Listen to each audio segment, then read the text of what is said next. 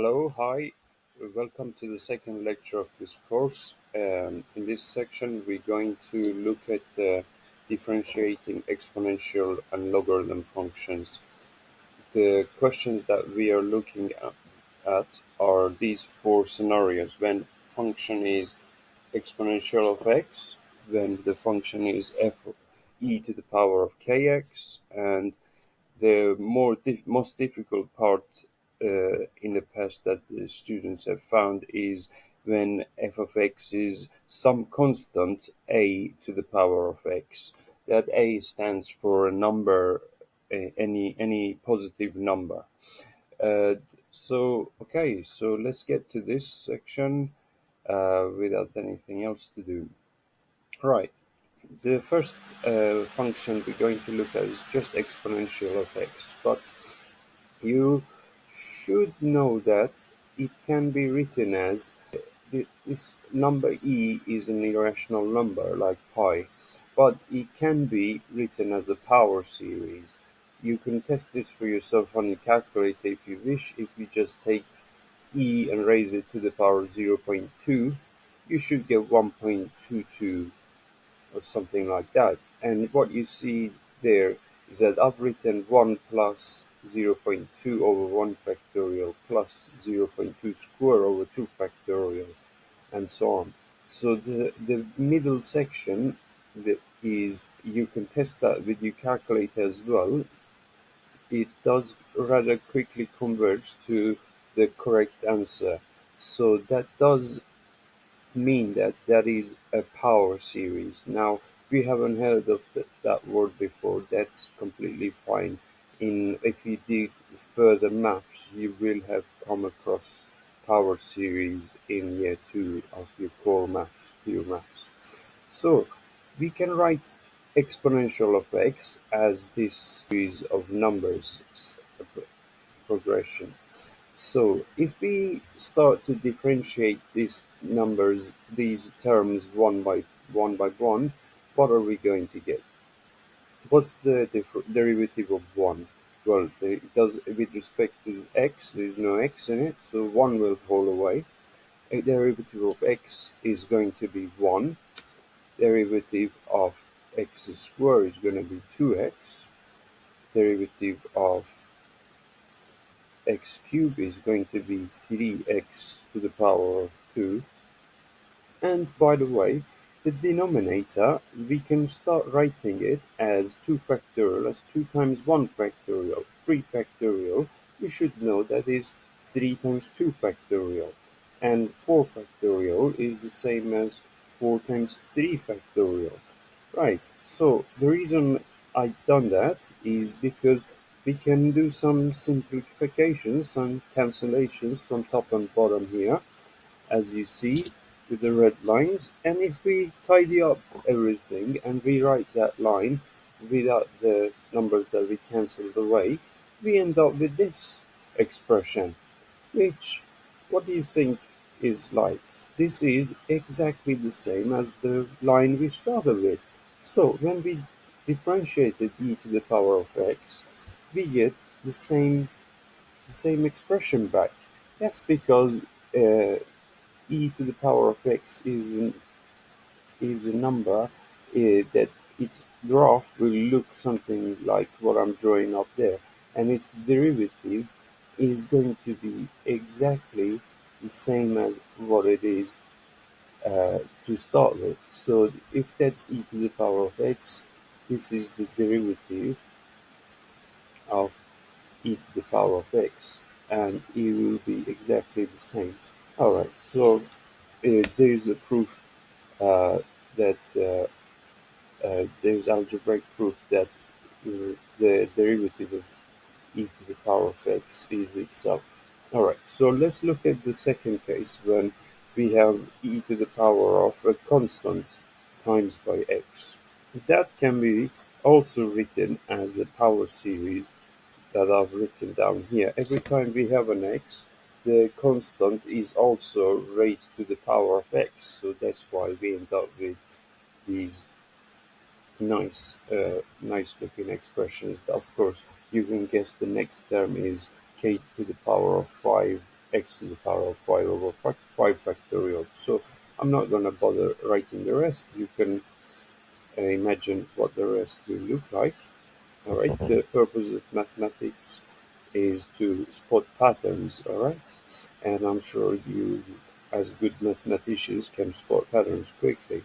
So if we start taking the derivative of this summation by term, we end up with this expression here.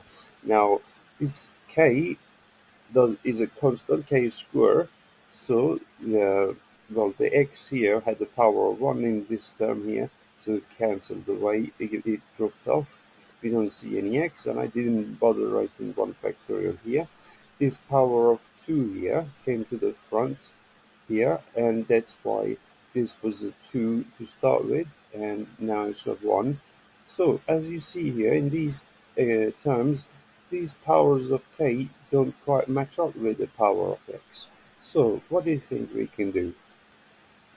What do each of these terms have in common with each other? Of course, they all have a factor of k in common with each other. So we can factorize a k out of each and every term, right? So let's see what happens when we do that. Let me get rid of my handwriting here. So when we factorize k out of each term, first of all, there is that cancellation. We will have this expression here. Now the powers of k match up exactly with the powers of x, and this expression here in the blue box is exactly the same as what we started with, only that we have this constant k that is now become a coefficient. First it was a coefficient in front of x, now is a coefficient in front of e to the power of kx. So from that, there is a proof that when you differentiate e to the power of kx, k is standing for any constant, k can be a member of any any real number, positive or negative, doesn't matter, as long as it's a real number, end up with this expression here. Okay, so there you go. It will work even if k is 0 as well. Okay, so let's look at the next example. What I've put in the red boxes here is what we figured out in previous slides. Now here we're going to focus on other exponential functions that don't have base e in them. So in this example, this variable a, actually sorry, it's a constant a. So a could be any number, real number, as long as a is positive, we can figure out what its derivative is. Now, it cannot be a negative number. I've got to say that's the stipulation, uh, because we're going to use the logarithm to bring this power of x down rather than so, and we know that we cannot take the log of negative numbers. So let's just look at a constant c here. This constant c, we can say c, all right, because the exponential and logarithm functions are inverse of each other, right? We could say c is e raised to the power of log of c. These two expressions are exactly the same. Now you might think, what's the point of that? Well, the point of that is that we know how to find the derivative of exponential functions e. So if I do this, then for the same reason, c raised to any power of x is also e raised to the log of cx. And we can remember the logarithm rule that x can come and sit at the front, in front of the log, and be something like that. Sorry, that should be a c, not a for c for a constant. All right. So if we just think about, rather than using letter c here, if we use letter a, we get an expression such as this. So If we say, for example, this is the question we have, y or f of x is a raised to the power of x, we can rewrite that a as e log of a raised to the power x, and that x can come to the front of the log area. Now, this is still y, isn't it? This is our y. And this log of a is like some constant. Remember in our last lesson, we figured out that when y is e raised to the power of kx, the dy, then the derivative is going to be k multiplied at the front and of this. So in our case, this green expression, green writing, log of a is just k, isn't it? Because log of a constant is still a constant. That will come and sit at the front when we find this derivative. So we get this sort of situation where you could think of this as if that was the letter k, then this is the letter K that comes at the front. Now, you might think, oh, that's quite tricky. That looks um, um, quite scary. This expression, but don't forget, how can we collapse this back down? This expression here, all of that. If you look back at the original line, that was just a to the power of x, wasn't it?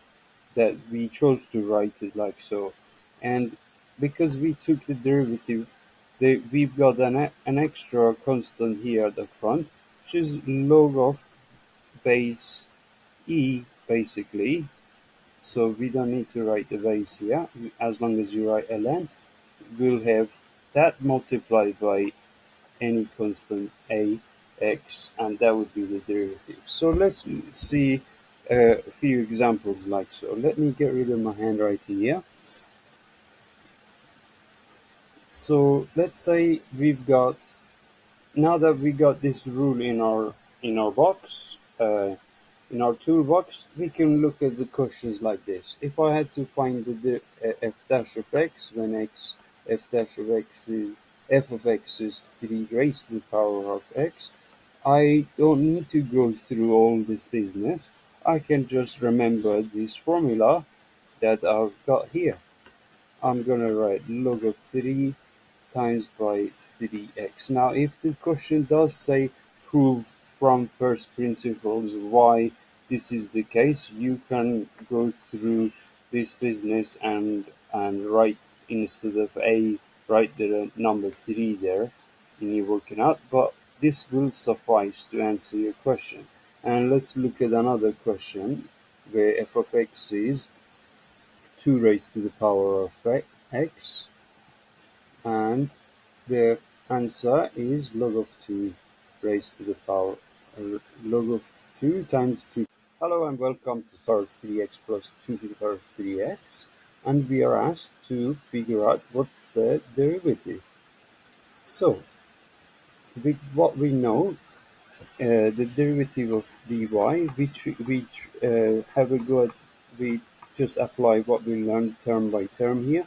This very first term, its derivative will be 3 times e to the power 3x.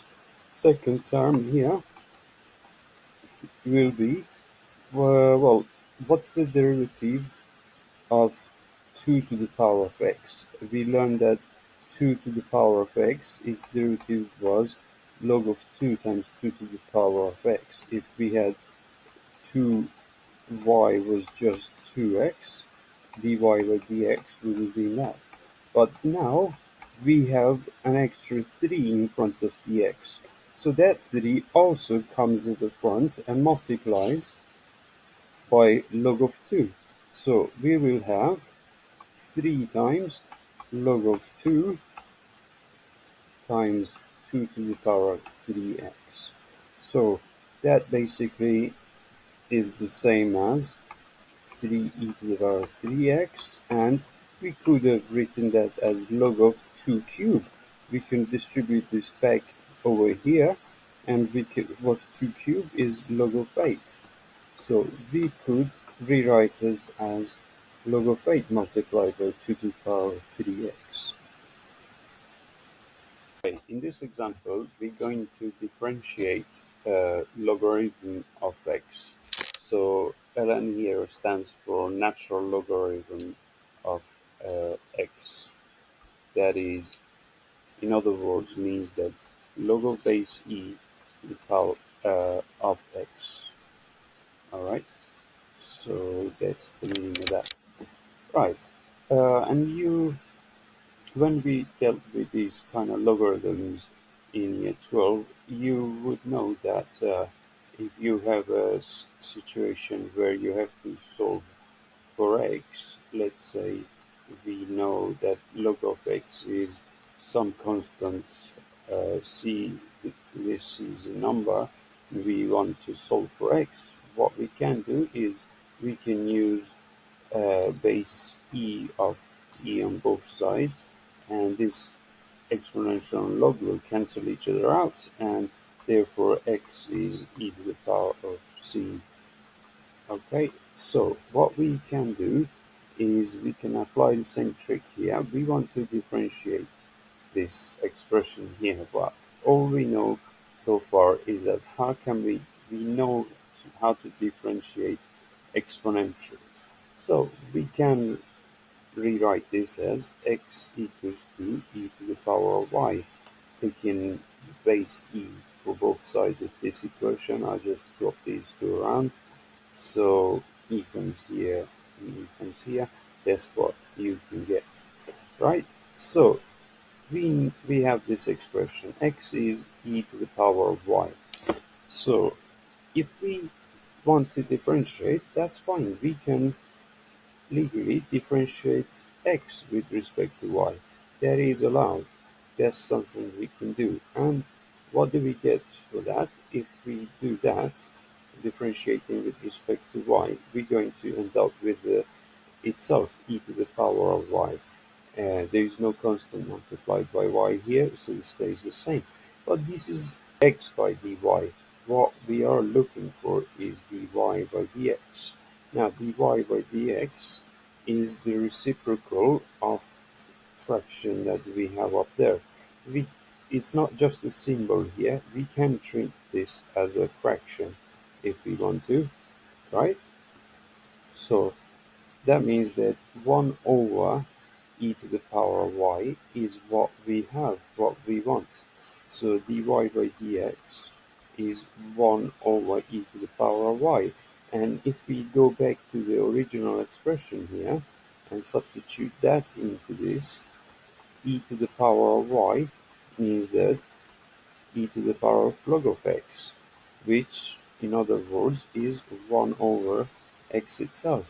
So we have this expression here that we started with y f of x being natural log of x, and its derivative is now 1 over x.